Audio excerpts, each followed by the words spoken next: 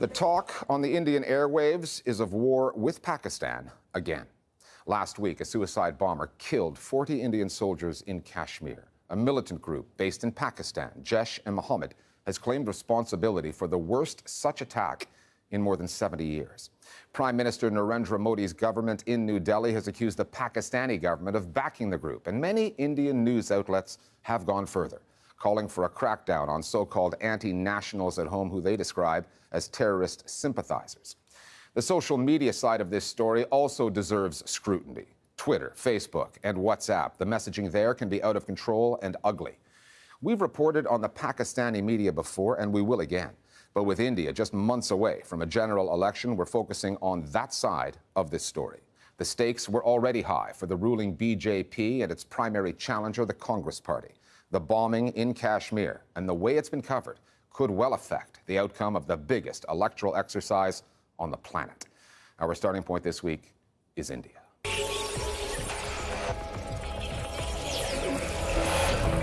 We begin today on a very disturbing and grief-stricken note. Every time an incident like this happens, before government can respond, before the army can respond, the media immediately jumps the gun, asking for war. सबके मन में सबसे बड़ा सवाल यही है कि आखिर पाकिस्तान से बदला कैसे लिया जाएगा? There's two parts to it. One is that the anger which is justified, the demand for justice. All of us are left trying to figure out what is the next step that should be taken. But this narrative then evolves into a call for war against Pakistan. India wants Pakistan punished. And like you, I also want Pakistan punished. There is no denying where the demand for justice comes from, or the news value of the story. On the 14th of February, an SUV packed with explosives rammed into a convoy carrying Indian soldiers and detonated. It was the deadliest peacetime attack on the armed forces since India won its independence in 1947. The coverage on 24-hour news channels has been wall-to-wall, which is editorially defensible, but descends into unjournalistic ranting, especially during prime time. There are anchors calling for war. Studios populated with former generals talking military tactics. हमारे साथ मौजूद army के 5 general बताएंगे क्या है उनका war plan. Because for the Indian news media, this story ticks so many boxes. Kashmir, Pakistan, the army, and the attack came just as campaigning begins for a national election that is just months away. The attack has provoked a kind of, first of all, a national outpouring of grief on mainstream media channels and the spewing of lots of venom against various targets, particularly against Pakistan, but also against Kashmiris. पत्थर मारते मारते ये लड़के आतंकी बन जाते हैं. There's been a jump to assume who is responsible, to make people collectively responsible, and this is the case on many English language and vernacular channels. With the exception of a few sane voices, what you have is a completely absurd and very dangerous competitive jingoism that's perennially on display from all these anchors. India is demanding justice, accountability. The anchors actually play a pretty strong role in shaping public opinion, and in the present moment their reaction is all the more dangerous. What makes Indian news channels unique is that there are so many of them, far more than any other country. India's media boom began in 1998, and news channels have since seen growth that is exponential. Indians can watch national news channels, regional ones, vernacular channels in various languages, more than 400 in all, pumping out coverage 24/7. The competition for viewers has an intensity like nowhere else. Many anchors feel the need to shout louder, more radically, just to be heard, seen, and clicked upon.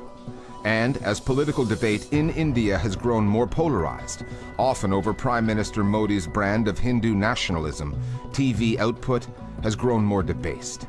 When that kind of coverage is fed into the Indian social media messaging machine, the effect can be dangerous. One of the anchors on a very popular debate, a primetime debate, actually said that you are either for or against the nation. You will be marked out if you're against the nation. And that's the same kind of rhetoric that I'm also noticing on social media. So it's interesting how social media and television have actually, at least some news channels have actually been hand in hand when it comes to setting the narrative for the current mood. The Hindu right itself, more broadly, but the BJP as a political party has been very, very effective in using the internet in general and social media in particular. What they've basically done is they've very quickly kind of mobilized their forces to essentially see if they can actually hammer it into kind of their classic narrative of Hindus versus Muslims, the Muslim as the figure of the outsider, the Congress as a weak party, liberals as anti-national traitors, and so on.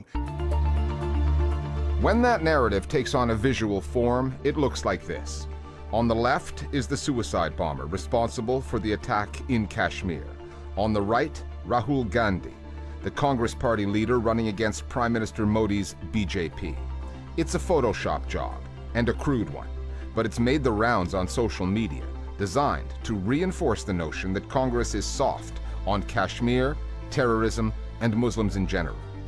And there's the pro-BJP messaging online that offers the flip side of the same basic narrative. Vote for Modi and his party if you don't want terrorists on your doorstep.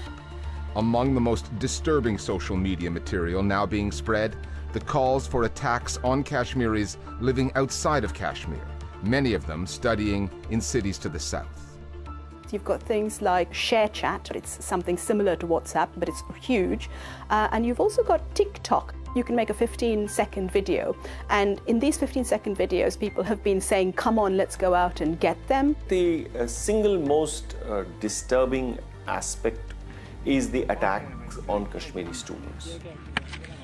These attacks have been fanned by this kind of hysteria. Ironically, it's a government-sponsored scheme which is meant to draw Kashmiri students into the so-called mainstream of India. But these are the students who are now being attacked. Between WhatsApp, TikTok, ShareChat, Line, and Hike, India is awash with social media and messaging apps. There are 200 million users on WhatsApp alone, making the country the app's largest domestic market. And when WhatsApp changed its rules recently, placing new limits on the forwarding of group messages, it did so after first field testing those changes in India, an implicit admission of the social and political problems WhatsApp has exacerbated there. With elections coming and the BJP leading the way, all parties now want to make the most of the apps at their disposal. And they're doing so without voters necessarily realizing they're being played, whose messages they're reading. It's very difficult to track down who really is making these WhatsApp groups or who really is running these WhatsApp groups, because apart from that one number that you have, of the administrator, you don't really have too much of other information about who these people are. Some of these groups are run by party sympathizers, sometimes staff associated with leaders of different political parties, in a way sort of supervising what happens in this group. But the two big national parties, the Congress and the BJP, have both very actively made efforts to try and grow their base on WhatsApp. WhatsApp has become really, really crucial, but it's only crucial in a particular context. And that context is a mainstream media which does not always do the job that it should be doing, partly through fear, partly through pressure, and partly through political allegiance.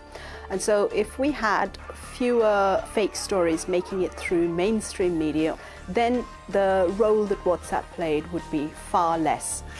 It isn't just that one exists as a parallel universe to the other. It's a symbiotic relationship.